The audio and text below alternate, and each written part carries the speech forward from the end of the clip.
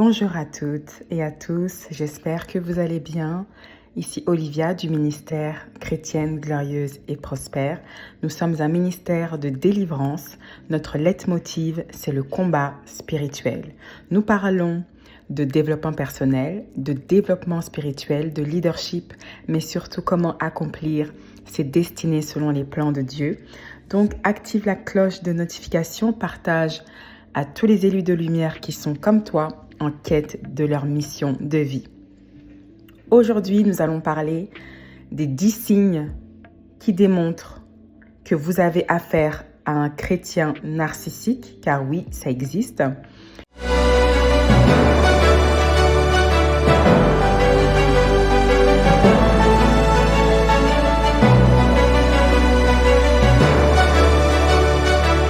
C'est pas tant le mot chrétien qu'il faut retenir, c'est juste que les narcissiques adorent la religion. Les narcissiques aiment se cacher derrière la religion. C'est pour cela que vous allez voir des pasteurs, des prétendus prophètes qui font de parfaits, en apparence, leaders religieux. Mais quand vous avez le Saint-Esprit en vous et que vous avez reçu le baptême du Saint-Esprit, vous savez de premier abord que les apparences sont trompeuses, n'est-ce pas? Alors, cela peut ne pas forcément être en lien avec des chrétiens en tant que tels. Vous allez peut-être même reconnaître des gens qui ont ce profil. Cela peut être des membres de votre famille, des collègues, même vos amis, ou votre propre mari. Parfois, beaucoup de femmes et beaucoup d'hommes couchent avec leurs propres ennemis. Ils ont pour mari, ils ont pour femme leurs propres ennemis. Mais malheureusement, ils n'ont pas pu déceler certains comportements toxiques plus tôt. Alors, sans plus tarder, commençons. Le premier signe qui démontre que vous avez affaire à un chrétien narcissique, c'est que les chrétiens narcissiques paraissent pieux d'apparence, mais cela cache leurs œuvres. C'est fait exprès, c'est intentionnel, parce qu'ils savent que s'ils démontraient leur véritable identité, personne ne voudrait être à côté d'eux, à moins que ce soit des personnes qui sont comme eux. Donc, et ça, j'en ai déjà vu, que ce soit dans le ministère ou hors ministère. Mais là, on parle spécifiquement de l'Église. Et vous allez comprendre pourquoi l'Église est si toxique. Et quand je dis l'Église, c'est pas le bâtiment fait de ciment, c'est vraiment les gens qui constituent l'Église. Et ce qui fait qu'il y a des personnes qui ne veulent plus aller à l'église à cause de nombreux abus qu'ils ont subis. Donc, vous allez voir, ce sont des personnes qui paraissent pieuses. Parfois, elles portent le foulard, elles ont des longues jupes. Ou parfois, pas tant que ça. Parfois, elles prétendent avoir des dons spirituels comme parler en langue. Elles affichent une apparence spirituelle, mais les fruits de leur vie révèlent la vérité. Et ça m'est arrivé, c'est d'ailleurs très drôle, cela m'est arrivé très récemment, voilà, une sœur que je suivais par le biais du ministère. Je ne vais pas trop rentrer dans les détails parce que ce n'est pas tant les détails qui comptent, mais la morale de l'histoire et la forme. Je la suivais depuis plus d'1 an et elle a eu, grâce à ce ministère, beaucoup de bénédictions. Et puis, il y a quelques jours, je vois qu'elle a pris mon nom et qu'elle s'en va divulguer des informations trompeuses à mon sujet en disant que je suis une menteuse, voilà, en partageant des messages subliminaux, d'accord? Et c'est pour ça que j'ai partagé ce post, si vous l'avez vu dans l'onglet communauté. Ce sont des choses que vous devez vous attendre, Voilà, des gens que vous allez aider dans le ministère, si vous êtes une évangéliste, vous avez été appelé pasteur, que vous soyez une femme ou un homme, peu importe. Cela fait partie du comportement humain. Ils ont fait la même chose à Jésus, ils ont fait la même chose à Moïse, ils ont fait la même chose à David. Ce n'est pas nouveau. Il n'y a rien de nouveau sous le soleil. Quand ça vous arrive, louez le Seigneur. C'est vrai que ça fait mal parce que quand on sert Dieu, de tout son cœur, on sert les gens sans intérêt, on manifeste l'amour de Christ, eh bien, il faut s'attendre à ce que des gens nous accusent sans fondement, alors qu'on les a soutenus en prière pendant des heures, pendant des jours, pendant des années. Vous êtes un ministère et vous avez un service humanitaire, donc vous soutenez les gens, vous aidez les gens à payer leur loyer, vous aidez par exemple des sans-papiers, être rapatriés dans leur pays d'origine parce qu'ils sont voilà, pas en sécurité dans le pays dans lequel ils se trouvent, et du jour au lendemain, après tous les efforts que vous avez faits, ces personnes se retournent contre vous, disent sur les réseaux sociaux que vous êtes un sorcier, etc. Vous devez vous y attendre. La vie en Christ, c'est très difficile. Il faut vraiment être mentalement fort, d'accord? Et quand c'est comme ça, ne rentrez pas dans le jeu, n'essayez pas de vous défendre, d'accord? Et c'est là où c'est le plus dur, c'est vraiment difficile et je me mets à votre place. Pardonnez à la personne et appliquez le verset de Jésus qui dit, voilà, si ton ennemi, voilà, dit du mal de toi, donne-lui ta chemise, donne-lui ta tunique, tends l'autre joue, voilà, c'est ça. Et c'est dur, hein. C'est très, très, très difficile et je me mets à votre place. J'ai aidé aussi des gens dans le ministère qui ne m'ont jamais dit un seul merci, qui se sont retournés contre moi, qui m'ont insulté. Et ça fait mal, ça fait très mal, mais ne le prenez pas personnellement. C'est comme ça. Même nous-mêmes, qui avons été pécheurs, souvenons-nous de comment Dieu nous a recueillis quand nous étions dans le péché. Voilà. Aujourd'hui, si Jésus revenait, on serait le même à le crucifier. D'accord? Donc, cultivons les fruits de l'esprit, la douceur, l'amour, le pardon. C'est dur, mais ça fait partie du discipulat en Christ. Voilà, c'est ça, être un disciple. Dieu t'utilise comme un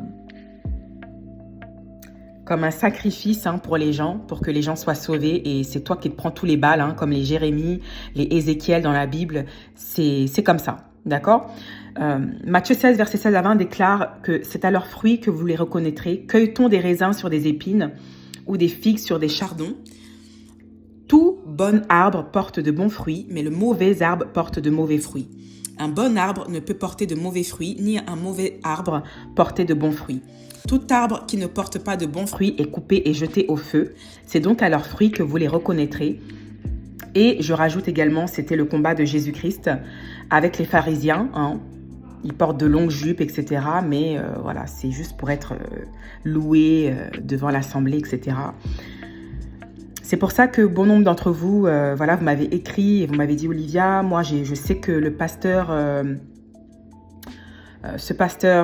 voilà, ou tel évangéliste, ou tel frère en Christ, ou telle sœur en Christ, voilà, elle n'a pas de bonnes intentions, c'est un serpent. Mais pourquoi personne ne voit ce que je vois? Pourquoi personne? C'est normal, ma chérie. Tu sais, c'est pas tout le monde qui a le fruit du discernement. Même, il y a des pasteurs qui n'ont pas le fruit du discernement. C'est pour ça que vous entendez des scandales. Voilà. Une sœur qui se nomme sœur en Christ a réussi à faire des scandales, détruire le ministère parce que justement ces hommes de Dieu n'avaient pas l'œil en fait, tu vois. Donc il faut vraiment comprendre la nature humaine. Quand vous allez étudier la nature humaine, étudier la psychologie, vous allez comprendre que c'est le combat de la chair, d'accord? Tite 1 verset 16 déclare: ils font profession de connaître Dieu, mais ils le renient par leurs œuvres. Le deuxième signe, c'est que ces chrétiens narcissiques, ils sont très excellents sur la manipulation. Ce sont des sorciers. Voilà.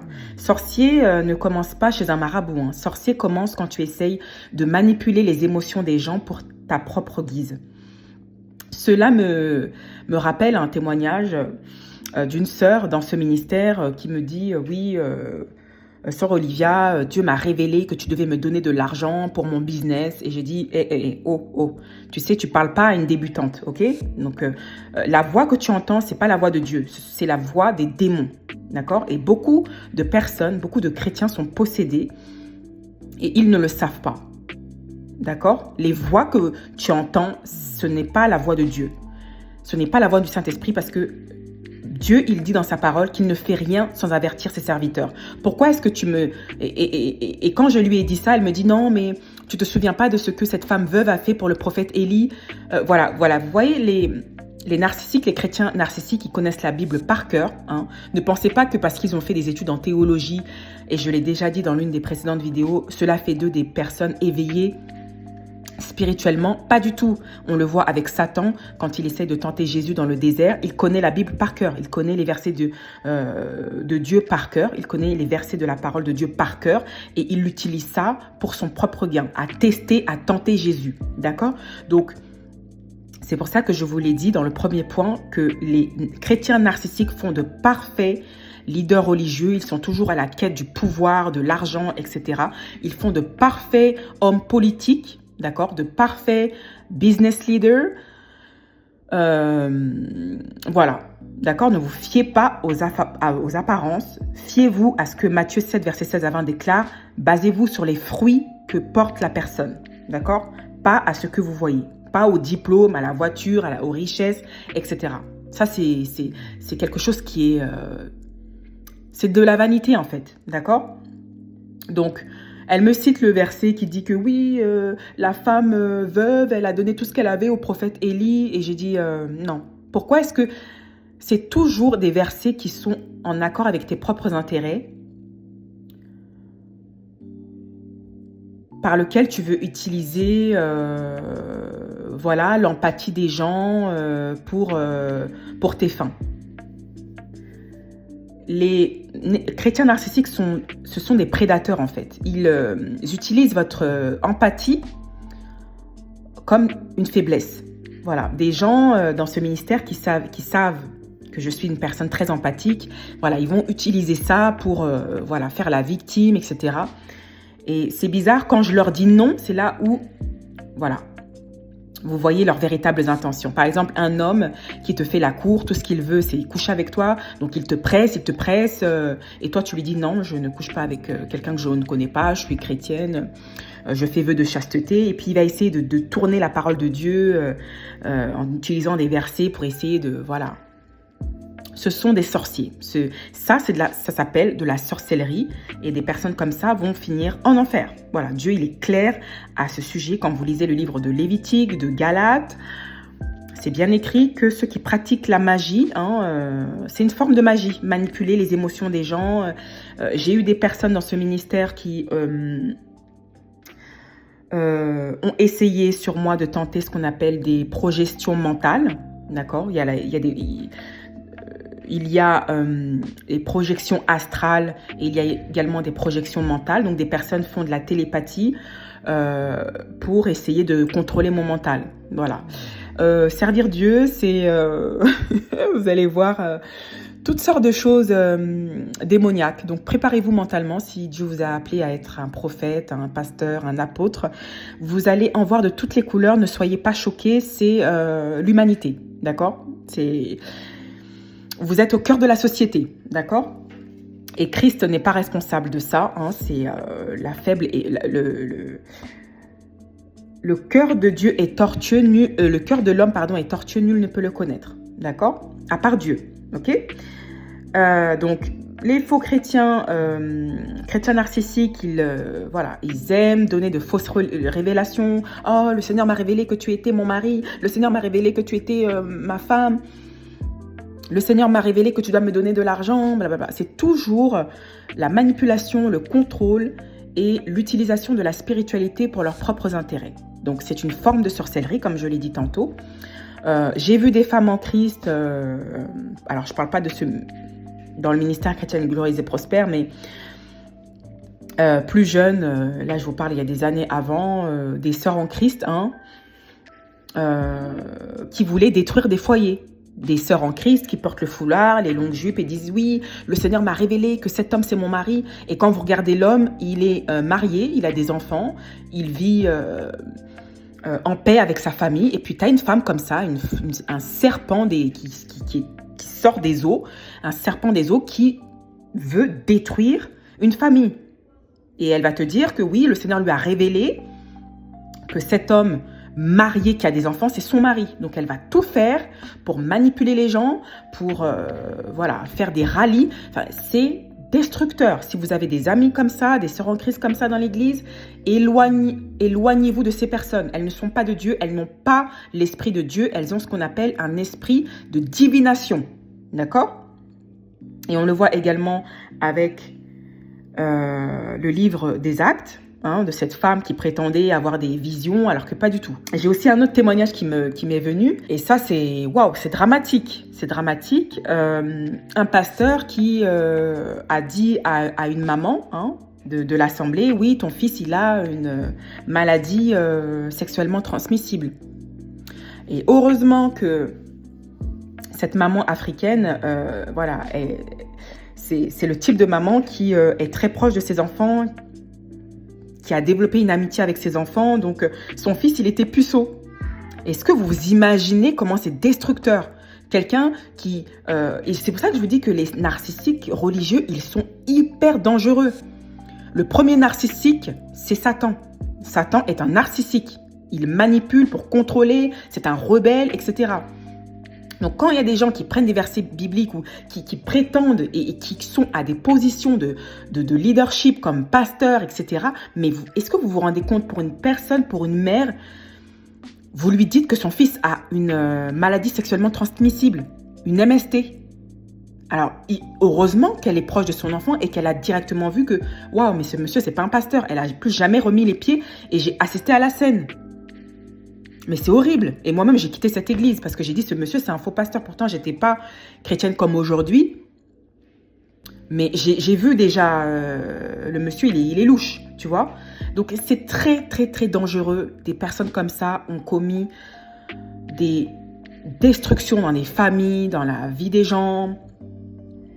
À dire, ah oui, telle est ta destinée, il faut que tu fasses telle formation, alors que la personne, c'est pas du tout la voie professionnelle qu'elle devait suivre. Enfin, ces gens, mais ce sont des serpents en fait. Voilà, faites attention, ok? Donc, beaucoup de gens ont des esprits de divination, d'accord? Ok? Donc, faites attention. Demandez toujours, est-ce que c'est l'esprit de Dieu qui vous parle? Est-ce que c'est un esprit de divination? Est-ce que les rêves que vous faites, on le voit dans Jérémie, hein? Quand Dieu avertit le peuple, vous aurez des fausses visions, n'y croyez pas, c'est un mensonge, c'est Satan. Voilà, parfois vous pouvez même faire des rêves, et il y a beaucoup de femmes qui ont ça, beaucoup d'hommes qui pensaient que waouh, ça c'est mon mari, ça c'est des trucs, ah, je dois faire tel business, alors que pas du tout, hein, ce sont des gens qui vous jettent des projections astrales, des projections mentales, oui, qui donnent des ordres à votre esprit, et vous voyez des choses, hein, c'est pour ça que parfois vous voyez, vous êtes en France, et vous voyez en Afrique. Ça existe, la sorcellerie est capable de choses incroyables, de téléporter votre âme. Hein. Physiquement, vous êtes en France, mais votre esprit, il est en Afrique. Voilà. Donc, faites attention. OK? Jérémie 14, verset 14 à 15 déclare « Et l'Éternel me dit, c'est le mensonge que prophétisent en mon nom les prophètes. Je ne les ai point envoyés, je ne leur ai point donné d'ordre, je ne leur ai point parlé. Ce sont des visions mensongères, de vaines prédictions, des tromperies de leur cœur qu'ils vous prophétisent. C'est pourquoi ainsi parle l'Éternel sur les prophètes qui prophétisent en mon nom, sans que je les ai envoyés, et qui disent, il n'y aura dans ce pays ni épée ni famine. Ces prophètes périront par l'épée et par la famine. » Je voulais également vous partager Ézéchiel contre les faux prophètes marchands de paix illusoires. L'Éternel m'adressa la parole et me dit, « Fils d'homme, prophétise sur les prophètes d'Israël qui prétendent prophétiser, mais qui n'apportent que des prophéties de leur propre cru. Dis-leur, écoutez donc la parole de l'Éternel. Voici ce que vous dit le Seigneur, l'Éternel. Malheur à vous, prophètes insensés, car vous suivez votre propre inspiration et vous n'avez aucune révélation. Ô peuple d'Israël, tes prophètes ressemblent aux chacals dans les ruines. Vous, prophètes, vous n'êtes pas montés sur les brèches pour les colmater et entourer la communauté d'Israël d'un rempart pour qu'elle puisse résister dans la bataille au jour de l'Éternel. Ils ont des visions fausses, des prédictions trompeuses, eux qui disent « l'Éternel le déclare ». Alors que l'Éternel ne les a pas envoyés et ils espèrent voir leurs paroles confirmées. Elles sont fausses, les révélations que vous avez. Elles sont trompeuses, les prédictions que vous proférez lorsque vous prétendez, l'Éternel le déclare, quand je n'ai pas parlé. C'est pourquoi le Seigneur l'Éternel parle ainsi. Parce que vous proclamez des faussetés et que vous avez des visions mensongères, je m'en prendrai à vous. Voilà ce que déclare le Seigneur l'Éternel. Je vais faire peser ma main sur les prophètes qui ont des révélations fausses et qui prononcent des prédictions trompeuses. Ils ne siégeront pas au conseil de mon peuple, ni ne seront inscrits sur la liste des membres de la communauté israélite. Ils ne rentreront pas au pays d'Israël, et vous reconnaîtrez que je suis moi, le Seigneur, l'Éternel. Car ils égarent mon peuple en annonçant la paix quand il n'y a pas la paix. Ils se contentent de crépir le mur que mon peuple a bâti. Dis à ces gens qui mettent du crépi que le mur tombera. Une pluie torrentielle s'abattra soudain, les grêlons tomberont. Un vent d'ouragan éclatera et le mur tombera. Ne vous dira-t-on pas alors à quoi servait l'enduit dont vous lavez l'épi? C'est pourquoi le Seigneur l'Éternel parle ainsi. Dans mon indignation, je ferai déchaîner le vent de l'ouragan. Une pluie torrentielle éclatera par ma colère. J'enverrai contre vous, dans mon irritation, des grêlons destructeurs. Et j'abattrai le mur enduit par vous de crépi. Oui, je le raserai jusqu'en ses fondements, qui seront mis à nu. Il tombera, vous périrez au milieu des décombres, et vous reconnaîtrez que je suis l'Éternel. J'assouvirai dans la fureur, ainsi la fureur, qui m'anime contre ce mur et contre ceux qui l'ont crépi. Je vous dirai alors, où est-il donc le mur, et où sont donc ces gens qui l'enduisaient pour le crépir? Où sont-ils maintenant, tous ces faux prophètes d'Israël qui ont prophétisé au sujet de Jérusalem et qui ont eu pour elle des visions annonçant la paix quand il n'y avait pas de paix? C'est là ce que déclare le Seigneur l'Éternel. Michée 3, verset 11, ces chefs jugent pour des présents, ces sacrificateurs enseignent pour un salaire et ces prophètes prophétisent pour de l'argent. Et ils osent s'appuyer sur l'Éternel. C'est la même chose pour les personnes, voilà, j'ai déjà dit ce témoignage plusieurs fois, des personnes qui viennent me soudoyer pour des révélations, etc. Et j'ai maintenant décidé que toute personne qui m'envoie un mail en me disant « Voilà Olivia, j'ai prié pour telle chose, pourquoi est-ce que Dieu ne me répond pas ?» et qui attendent de moi que je leur donne une révélation alors que Dieu ne m'a rien révélé, je supprime le message, tout simplement. Et je vous annonce publiquement, voilà, que si vous m'envoyez des messages, des mails de la sorte, vous traversez des saisons spirituelles qui exigent de vous que vous soyez en relation étroite avec le Saint-Esprit pour que vous puissiez sonder, tel que Jérémie 33, verset 3 déclare les révélations de Dieu, mais que vous souhaitez vous appuyer sur des hommes, je vais juste supprimer votre mail. Je ne vais pas répondre.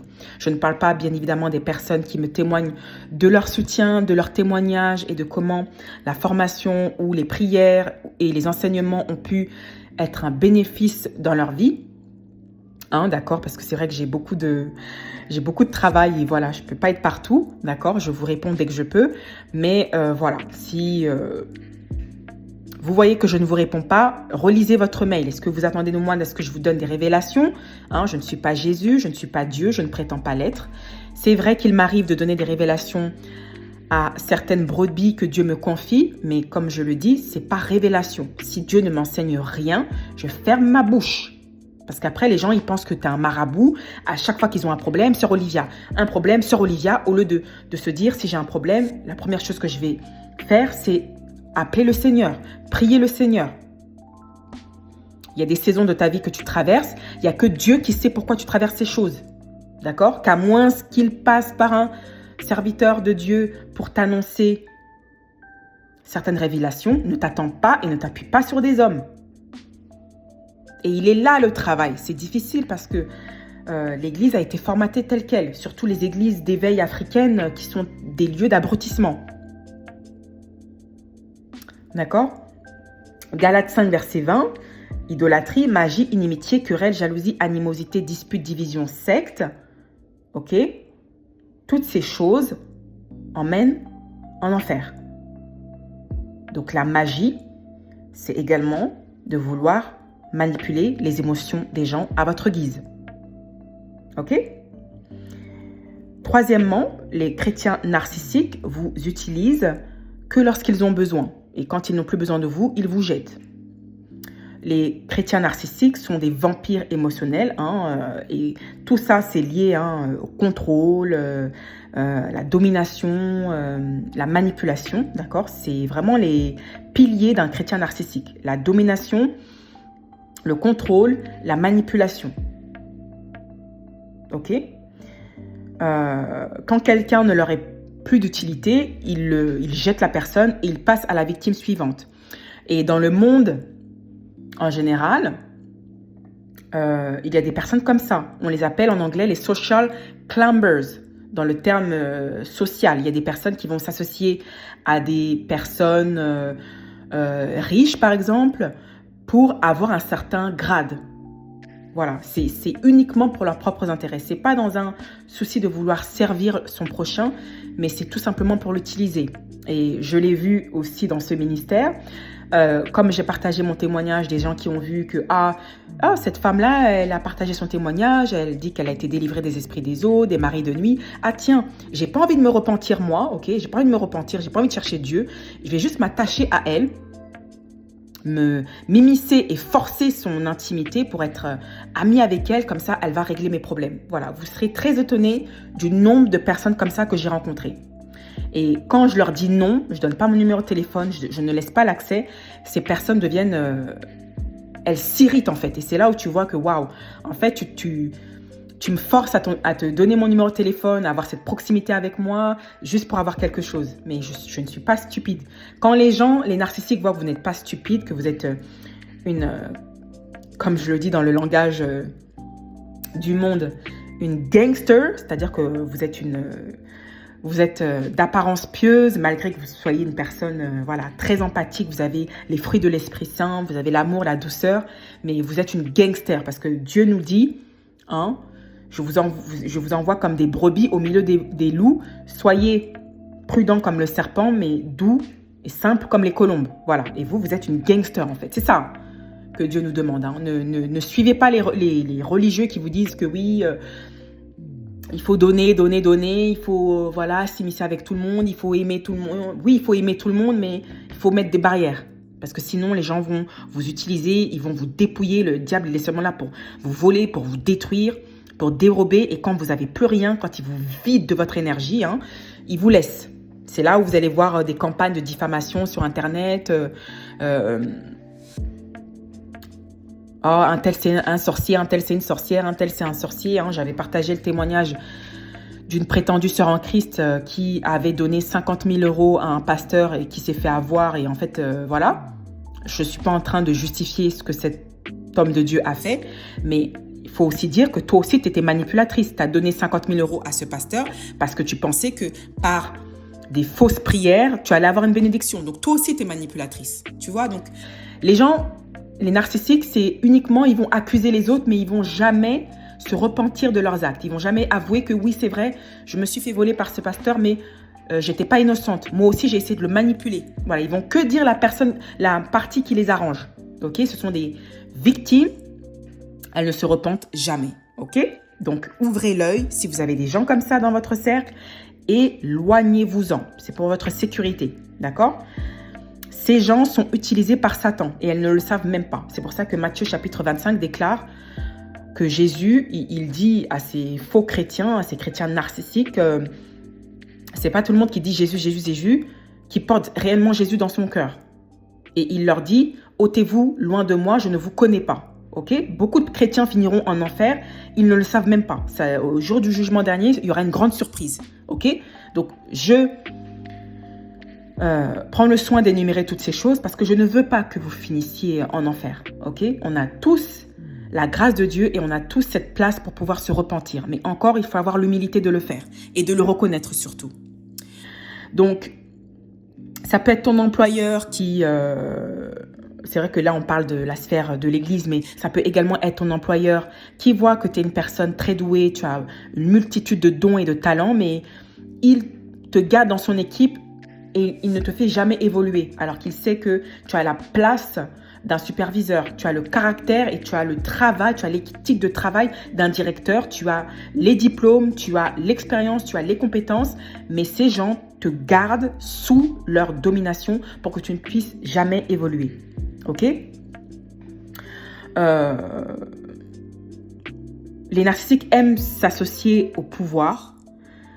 Ils n'ont pas de relation authentique. C'est pour ça que vous allez voir les personnes narcissiques, elles aiment toujours se vanter de leur accomplissement. Ah ouais, j'ai tel diplôme. Ah ouais, je connais dans mon cercle, il n'y a que des avocats, il n'y a que des sénateurs, tout ça. En fait, ce sont des personnes qui n'ont pas de relation authentique.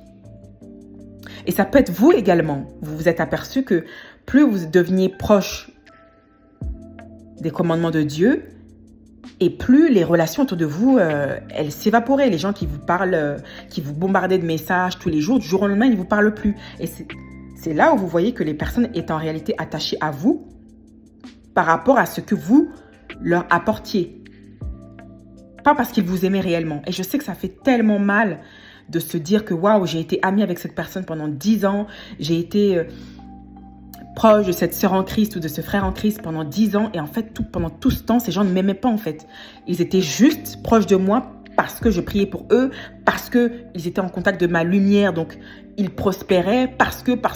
Mais c'était jamais parce que cette fondation était... la fondation de votre relation était liée et ancrée dans l'amour du Christ. Ça fait mal, hein. Mais vaut mieux ça pour que vous ne puissiez jamais refaire les mêmes erreurs et inviter des mauvaises personnes qui ne devraient même pas être dans votre cercle parce que vous méritez largement mieux. D'accord? Donc, vous allez voir également des mères narcissiques qui vous maltraitent en privé. D'accord? Vous aviez été seul à financer vos études, vous avez eu votre diplôme d'ingénieur, votre mère, votre père n'a jamais contribué un seul centime à vos études, vous étiez obligé de faire des boulots à n'en plus finir pour pouvoir joindre les deux bouts. Et quand vous avez votre diplôme, devant les gens, vos parents vont dire oui, c'est ma fille, c'est ma fille, c'est ma fille, alors qu'ils n'ont absolument rien contribué. Et les narcissiques, c'est comme ça. Ils sont très attachés à leur apparence. Tout est en lien à leur apparence. D'accord? C'est pour ça qu'ils ne se gênent pas pour détruire une personne, pour détruire la réputation d'une personne. Ils ne se gênent pas de divulguer des informations privées. Ils vont faire exprès de forcer une amitié avec vous pour soutirer des informations de vous. Comme ça, plus tard, ils vont les utiliser contre vous. C'est pour ça que vous voyez des scandales sur Internet, des anciennes copines qui balancent que, en fait, et vous l'avez vu avec Paul Pogba et son frère, qui est venu balancer des informations privées en disant que Paul Pogba, en fait, c'est une personne à succès parce qu'en fait, il fréquente des marabouts, etc. Les personnes narcissiques, c'est comme ça. D'accord? Et c'est pour ça que je dis aux femmes, soyez privées, ne dites pas vos problèmes personnels, vos problèmes de couple, vos problèmes financiers, etc. Les gens vont l'utiliser contre vous. Je vous ai sorti un témoignage où je vous ai raconté dans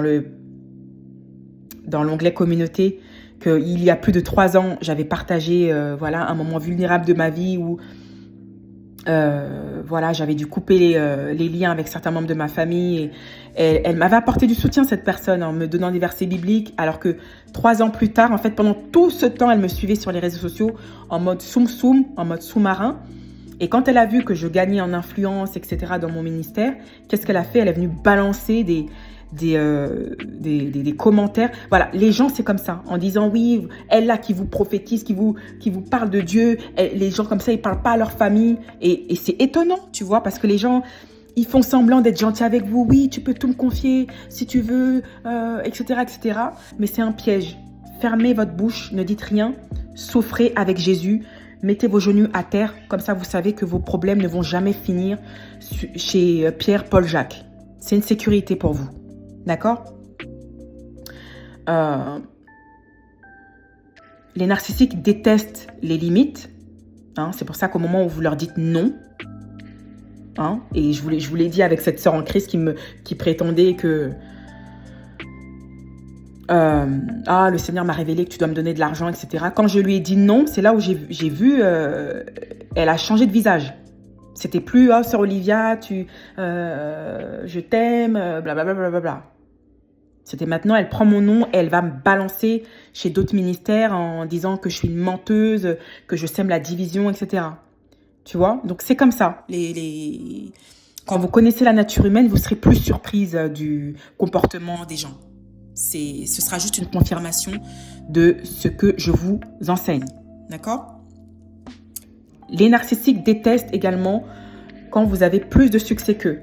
C'est-à-dire que quand vous êtes médiocre, voilà, vous n'avez pas d'argent, vous êtes pauvre, vous êtes en dépression, etc., ils seront toujours là à vous soutenir. Au moment où Dieu commence à vous élever, vous perdez du poids. Ça peut être aussi bête que ça, hein. Perdre du poids. Je sais pas moi, vous étiez une personne dans votre adolescence, vous aviez beaucoup de boutons, et puis voilà, vous avez trouvé un traitement, vous êtes allé chez le dermatologue. Maintenant, vous n'avez plus de boutons, les gens commencent à vous regarder. Et c'est là où vous vous dites, mais punaise, les gens sont malades. Les gens sont des sociopathes. Les gens sont psychopathes. Les gens sont narcissiques. Incroyable. Juste parce que, je ne sais pas, vous avez eu un diplôme, vous avez eu votre permis de conduire, vous êtes devenu proche de Dieu, maintenant vous êtes devenu une chrétienne. Les gens vont essayer de vous détruire. Votre succès, c'est là où vous allez voir les vraies personnes autour de vous. C'est quand vous commencez à grimper les échelons avec Dieu. Comme on dit en anglais, quand vous commencez à level up. Tu vois ou pas? D'accord? Quand vous voyez des gens qui vous calomnient, etc., n'ayez crainte. D'accord? 1 Corinthiens 6, versets 7 à 11, je vous encourage à le lire. Ça démontre la réalité des fausses relations entre le Christ et entre les fausses relations, excusez-moi, je me suis mal exprimée, je voulais dire les fausses relations que les personnes prétendent avoir envers le Christ. Tu peux pas me dire que tu aimes Dieu, et ça c'est même un verset de la Bible, tu peux pas me dire que tu aimes Dieu et tu calomnies ton frère. Tu peux pas me dire que tu aimes Dieu et tu vas dans d'autres ministères critiquer d'autres personnes qui t'ont fait du bien. Non. Jean 10, verset 10, le voleur ne vient que pour dérober, égorger et détruire. Jacques 4, verset 3, vous demandez et vous ne recevez pas parce que vous demandez mal dans le but de satisfaire vos passions. Les chrétiens narcissiques humilient toujours les autres avec leur passé. Donc, ils utilisent vos échecs, des informations que vous leur avez confiées pour vous détruire. Ils haïssent les personnes pieuses car elles révèlent en elles les ténèbres en eux. Et ça, on le voit avec Élie, le prophète Élie, avec Jézabel. Jézabel qui tuait les prophètes. Les chrétiens narcissiques détestent la sainteté. D'accord ? Ils vont toujours vouloir justifier leurs actions, justifier leur adultère, justifier des actes sexuels abominables en disant que non, mais Dieu il nous accepte comme nous sommes. Sœur Olivia, tu fais peur aux gens. Il y a un pasteur comme ça qui a écrit en commentaire « Tu fais peur aux gens. Tu fais peur avec tes discours, avec tes enseignements. » En quoi je fais peur alors que c'est écrit dans la parole de Dieu. Mais vous voyez que les narcissiques religieux, c'est comme les pharisiens. Ce sont des pharisiens modernes. Ils ne veulent pas que les gens de leur assemblée prospèrent, soient libérés du péché, parce que sinon, ils n'auront plus d'emprise sur eux. Ils ne pourront plus les contrôler. Ça les arrange que vous soyez toujours dans l'ignorance. Comme ça, vous voyez en eux un seul soutien. C'est comme ça, c'est leurs idées perverses. Ils se disent que si vous êtes libre en Christ, vous n'allez plus payer la dîme. C'est comme ça qu'ils réfléchissent. Alors que les saints en Christ, ça les arrange que vous soyez libérés. Parce qu'au moins, ils accomplissent leur mission de vie en Christ. Porter du fruit. Ok ? Apocalypse 12, verset 10. L'accusateur de nos frères, celui qui les accusait devant notre Dieu, jour et nuit, a été précipité. D'accord. Donc, les personnes qui t'humilient par ton passé. Ah ouais, t'avais fait cette sextape avec cet homme et aujourd'hui, t'es en Christ. Ouais, tu fais semblant et tout. Moi, je me souviens quand tu allais en boîte de nuit. Ouais, je me souviens quand tu fumais la chicha, etc. Et maintenant, tu joues les sœurs en Christ. Tu crois quoi? Tu crois que tu es plus saine que moi? Blablabla. Voilà, c'est ça. C'est le type de discours. Quand vous voyez des sœurs en Christ sur Internet, et j'ai déjà vu une fille comme ça, la pauvre, son ex, il a balancé, pour se venger d'elle, hein, il a balancé une sextape, une vidéo de leurs ébats sexuels pour se venger d'elle. Mais elle a pris cette humiliation comme un outil pour justement s'émanciper et développer encore plus profondément sa relation avec le Christ. Et c'est comme ça qu'elle a aussi influencé des milliers de femmes. Vous voyez? Les gens qui utilisent votre passé pour vous humilier, ce sont des losers. Vous devez les voir comme des grands misérables de la vie. Des pouilleux et des déchets de l'humanité. Ne le prenez pas personnellement. Et vous devez même le prendre comme un bon signe parce que ça signifie que vous avez grandi. Parce que pourquoi ces personnes ne vous exhortaient pas sur la sainteté quand vous étiez dans le monde? Pourquoi ils attendent que vous soyez en Christ? Et ça doit vous réjouir. Hein? Dieu l'a dit que ceux qui vous calomnient à cause de mon nom, ceux qui vous persécuteront, ils ont fait la même chose avec les prophètes. Réjouissez-vous dans l'Éternel. Réjouis-toi, ma sœur. Je sais que ça fait mal, c'est pas plaisant, mais réjouis-toi. Les chrétiens narcissiques ne se repentent jamais. Comme Saoul, il a été averti par le prophète Samuel, mais il refusait de changer. Contrairement à David, qui s'est humilié et qui a reconnu sa faute.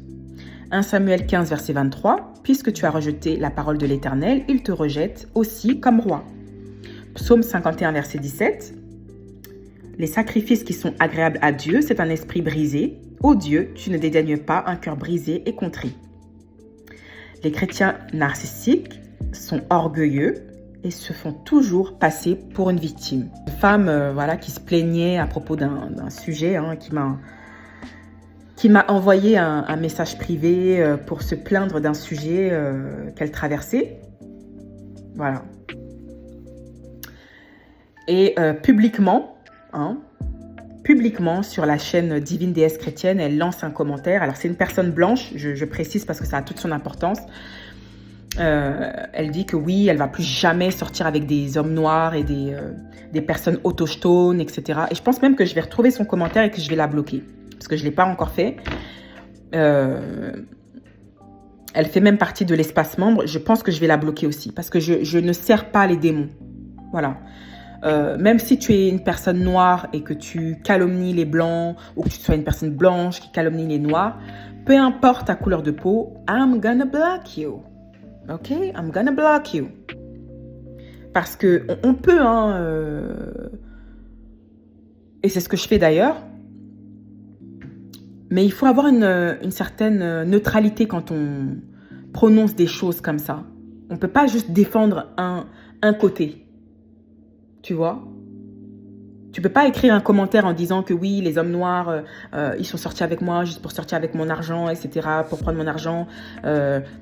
Et après, quand tu dis ces choses, t'es taxé de raciste, etc. Moi, à partir d'aujourd'hui, j'ai décidé de plus sortir avec les autochtones, de plus sortir avec les noirs, etc.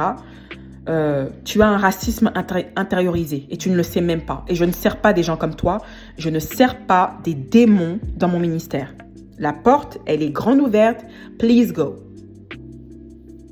Comment est-ce que tu veuilles te repentir? Et c'est la même chose si tu es une personne noire et que tu dis que les blancs sont méchants, blablabla, blablabla, mais tu obstrues le fait que les noirs également commettent des choses qui sont quand même impardonnables. I'm gonna block you. Dieu nous dit qu'on peut juger, hein. C'est pas mal de juger, mais il dit jugeons avec justice. D'accord? Ne critique pas les blancs alors que tu vis dans leur pays. Si tu dis que tu veux plus sortir avec des noirs, etc., pourquoi tu vas en Afrique? Pourquoi tu vas en Afrique? Tu es une personne blanche, tu dis que tu vas en Afrique, etc., que tu vas plus sortir avec des personnes noires. Pourquoi tu es en Afrique? Pourquoi tu dis que tu fais des soi-disant missions humanitaires, etc. C'est du bullshit. D'accord? C'est du bullshit. C'est du pur bullshit. D'accord? Et ça prouve que ce que vous faites, vos prétendues missions humanitaires, c'est juste de l'orgueil en fait. C'est juste pour montrer que vous faites alors que vous êtes des personnes remplies de haine et de ronces.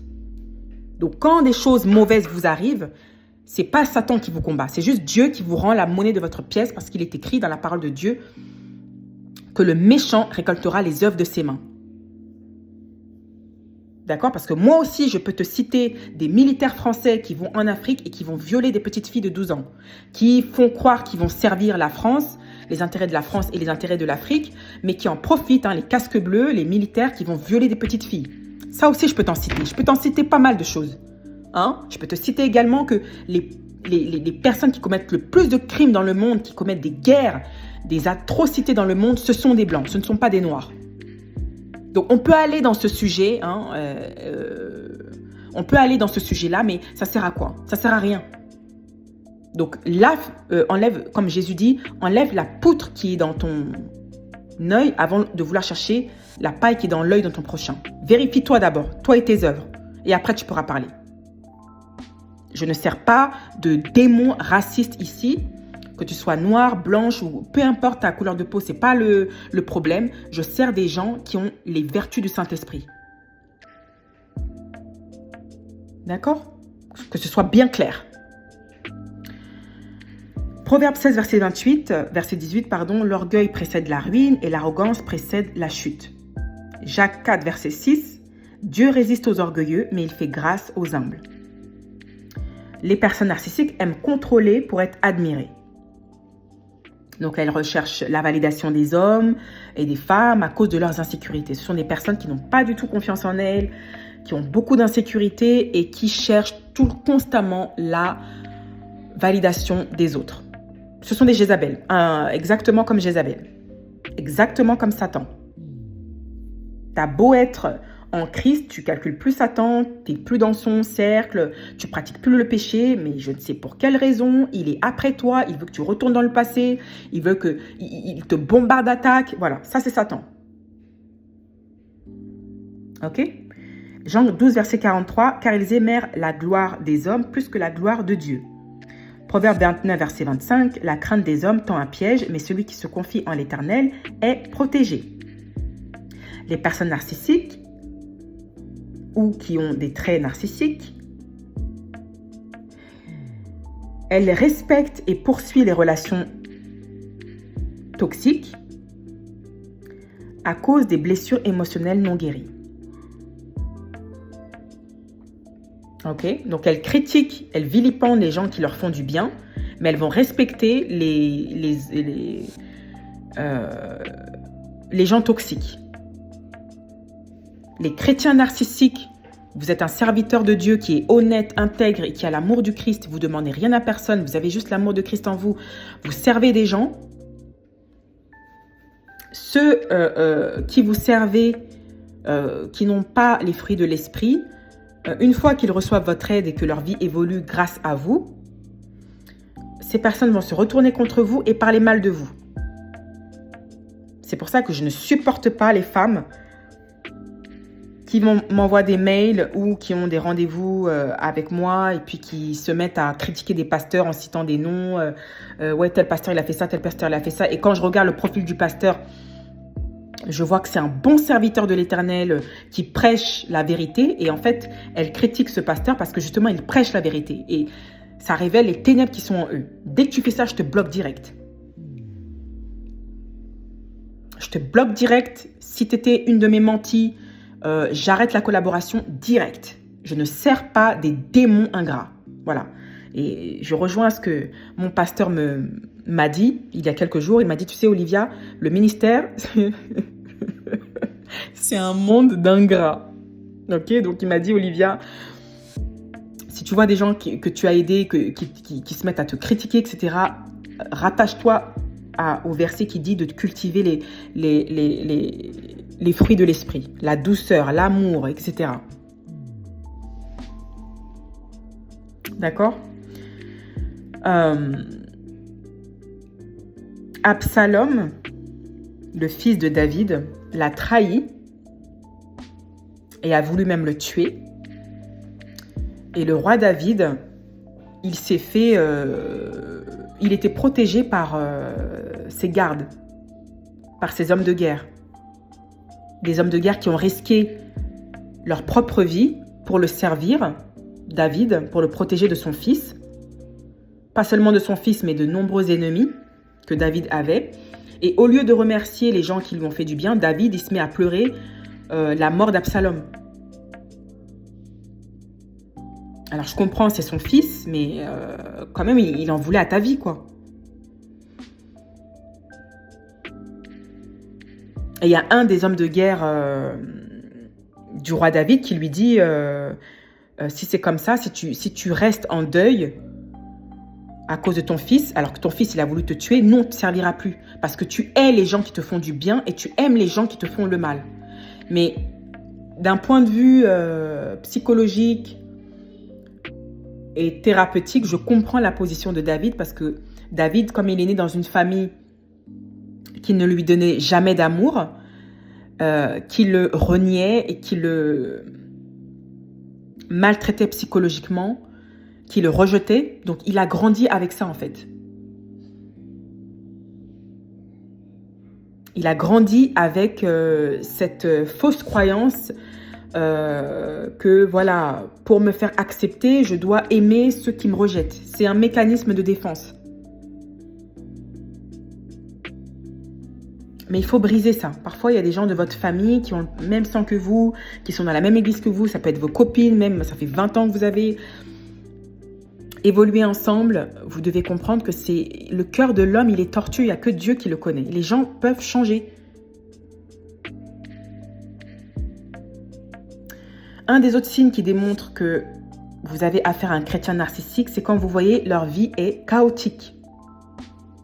Ils prennent toujours des mauvaises décisions, ils refusent toute responsabilité, ils manquent de sagesse, alors que la parole de Dieu nous dit dans le livre de Proverbes que la sagesse et l'intelligence commencent par la crainte de l'Éternel. Normalement, quand tu es en Christ, oui, tu auras beaucoup de challenges, mais la Bible te dit que Dieu t'en délivrera de toutes. C'est ça la nuance. Et ça commence par la crainte de l'Éternel. Ça veut dire que tu peux être dans des situations très difficiles, mais Dieu va te donner un cheminement de vie, une certaine sagesse pour que tu puisses toujours te sortir de tes problèmes. Et on le voit avec le roi Salomon, le pouvoir de la sagesse. Salomon était capable de résoudre des énigmes tellement difficiles que des gens se déplaçaient de l'étranger pour entendre sa sagesse. C'est un don. D'accord ? Et qui commence par les vertus du Saint-Esprit. L'humilité est une vertu, une des vertus du Saint-Esprit. Et quand vous voyez des personnes qui vous disent « Oui, moi, je suis né de nouveau depuis 17 ans, mais Dieu ne fait rien, moi, Dieu ne fait rien, ma vie ne bouge pas », faites attention. Je sais qu'en tant qu'élu de Dieu, vous avez tendance à vouloir aider les gens comme si vous étiez le sauveur de l'humanité, mais faites attention, même dans votre empathie, s'il n'y a pas de structure, ça invite les prédateurs à abuser de vous. Et ça, croyez-moi, j'en ai été victime dans ce ministère. Je fais très attention maintenant à qui je tends l'oreille parce qu'il y a des gens qui vivent dans le péché et en fait, les malheurs qu'ils vivent sont la conséquence du mal qu'ils ont commis aux autres. Et quand toi, tu essaies de t'interférer dans leur vie, la colère de Dieu va te frapper toi. Il faut toujours la sagesse. Et la Bible nous dit, ne te précipite pas à imposer les mains à ton frère pour prier pour lui. Il y a des gens, il ne faut pas les prier pour eux. Il faut les laisser dans leur misère parce que c'est la sentence de Dieu. Ils sont en train de récolter tout le mal qu'ils ont fait. Et ça m'est arrivé. J'ai voulu secourir une femme. Son mari l'a quittée, il l'a laissée avec 2 enfants, etc. Mais les femmes sont très dangereuses. Elles ne vont pas vous dire pourquoi elles se retrouvent dans certaines situations. Elles vont mentir. Et il fallut que Dieu me révèle en rêve, en songe. Mais ce songe-là, je m'en souviendrai, je crois, toute ma vie. Il m'a révélé que cette femme, elle faisait des incantations, en fait. Et qu'elle était en train de tenter de voler le mari de quelqu'un. Et que c'est pour ce type de comportement que Dieu n'intervenait pas dans leur vie. Faites attention.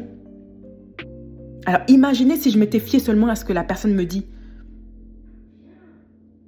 à me fier seulement aux apparences. Les apparences sont trompeuses. La parole de Dieu déclare dans le livre de Proverbes que le méchant, il a cette abomination dans son cœur. Il te sourit, mais Dieu seul sait ce qu'il y a dans son cœur. Ok? Les personnes narcissiques qui sont chaotiques, elles aiment le commérage. Tu les verras toujours abonnées aux chaînes de commérage, de drame, où on calomnie les gens, les chaînes de gossip. Faites attention aussi aux prétendus frères en Christ qui sont là seulement à calomnier. Ouais, tel c'est un faux pasteur. Oui, scandale, faux pasteur en vue. Oui, scandale, faux pasteur en vue. Ça, pour moi, qu'est-ce qui te différencie de la chaîne de gossip? Il n'y a rien. Tu es juste en train de calomnier les gens. Même si c'est un sorcier, il faut faire attention à ce qu'on dit. Oui, Dieu nous dit de condamner les œuvres infructueuses des ténèbres et de les mettre en lumière. Mais ça ne veut pas dire, il nous dit de le faire avec justice et amour. On doit sentir l'amour. Ce n'est pas pour venir diviser les gens. Jacques 3, verset 15 déclare « Cette sagesse n'est point celle qui vient d'en haut, mais elle est terrestre, charnelle, diabolique. » Proverbe 19, verset 3 « La folie de l'homme pervertit sa voix, et c'est contre l'Éternel qu'il irrite son cœur. » Les actions de ces chrétiens narcissiques sont enracinés dans la jalousie, la compétition et l'envie. Pas dans leur appel, ni dans leur destinée, ni dans la volonté de Dieu. Non. Si vous saviez le nombre de personnes qui regardent d'autres personnes réussir et qui ont cet esprit de plagiat en fait. Tiens, je vais copier cette sœur parce qu'en secret, je l'admire, mais je ne veux pas avouer que je l'admire. Alors, je vais copier sur elle pour essayer de détruire son identité. Leur motivation, c'est toujours lié à la compétition. Ah, elle fait des études de médecine. Moi aussi, je vais faire des études en médecine. Comme ça, je vais lui montrer que je suis mieux qu'elle. Ah, elle a acheté une nouvelle voiture. Moi aussi, je vais acheter une BMW pour lui montrer que je suis arrivée. Tu vois, leurs actions, c'est la jalousie, la compétition, l'envie. C'est pas, oh, je vais me concentrer sur ma vie, je vais, je sais pas moi, apprendre une nouvelle langue parce que je sais que pour tel plan de Dieu, ça va beaucoup me servir, telle compétence de vie, ça va beaucoup me servir pour l'œuvre de Dieu. Non, elles sont pas focalisées sur elles-mêmes, elles sont focalisées sur les autres. Alors que les autres ne les calculent même pas. Car là où il y a la jalousie et l'esprit de rivalité, il y a du désordre et toutes sortes de mauvaises actions. Et vous le voyez entre pasteurs, tel pasteur qui critique tel pasteur parce qu'en fait, il voit cet homme de Dieu qui est ouin, etc. Donc il se dit que waouh, si le ministère de cet homme de Dieu réussit, mais ça veut dire que mes fidèles, ils vont quitter mon ministère. Voilà, ils ont des idées perverses.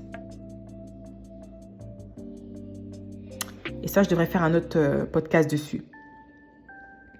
Et enfin, dernièrement, un des signes qui démontre que vous avez affaire à un chrétien narcissique, ils sont ingrats et jamais satisfaits. Vous allez voir des chrétiens narcissiques, ils ont été bénis dans des ministères. Ils ne vont jamais payer leurs dîmes auprès des ministères, des pasteurs qui leur ont fait du bien et qui leur ont permis d'avoir une élévation spirituelle dans leur renouvellement de l'esprit. Ils vont aller payer leurs dîmes chez ceux qui n'ont absolument rien investi en eux. C'est de l'ingratitude. D'accord ?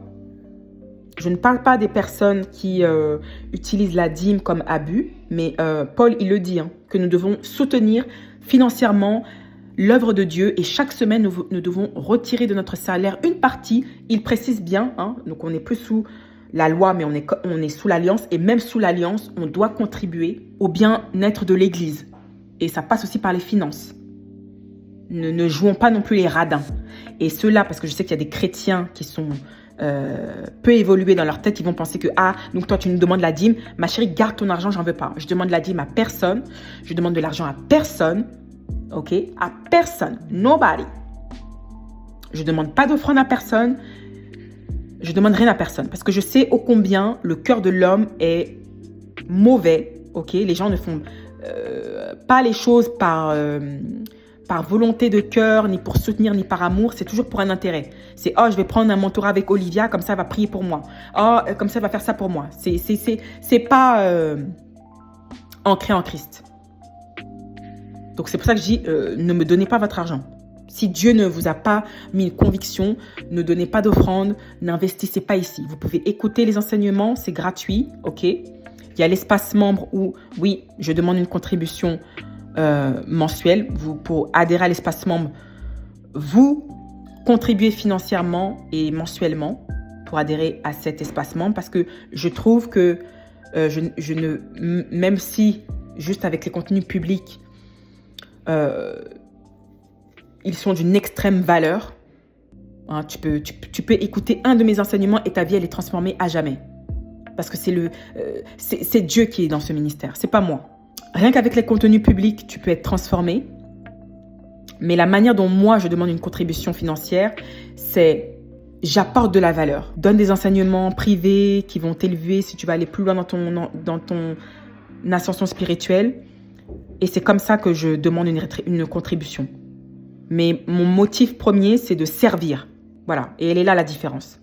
Donc la conclusion pour ce podcast, 1 Thessaloniciens 5, verset 18. Rendez grâce en toutes choses, car c'est à votre égard la volonté de Dieu en Jésus-Christ. Acte 16, verset 25. Vers le milieu de la nuit, Paul et Silas priaient et chantaient les louanges de Dieu. Donc la louange, c'est une forme de gratitude. La gratitude est une forme de louange. Et les personnes qui sont jamais satisfaites, qui sont ingrates, pour eux, ce sera jamais assez. J'ai beau poster plus de 280 vidéos sur la chaîne, un espace membre, j'apporte de la valeur, il y aura toujours un incrédule qui va venir en commentaire. Est-ce que tu peux prier pour moi? Est-ce que si? Est-ce que ça? Est-ce que je peux te raconter mes problèmes? Non. Dieu, il est là pour toi. Et mon rôle, c'est de t'apprendre à avoir une meilleure relation avec Dieu. Ce n'est pas de me substituer au Saint-Esprit. 2 Corinthiens 13, verset 5. Examinez-vous vous-même pour savoir si vous êtes dans la foi. Éprouvez-vous vous-même. Donc, avant d'aller chercher les failles des autres, regarde-toi déjà si toi, tu n'es pas en défaillance. Voilà, donc c'était très long, 1h02. Merci pour votre soutien et j'espère que à partir de ce podcast, de cet enseignement puissant, vous allez vous repentir parce que c'est la voie à suivre.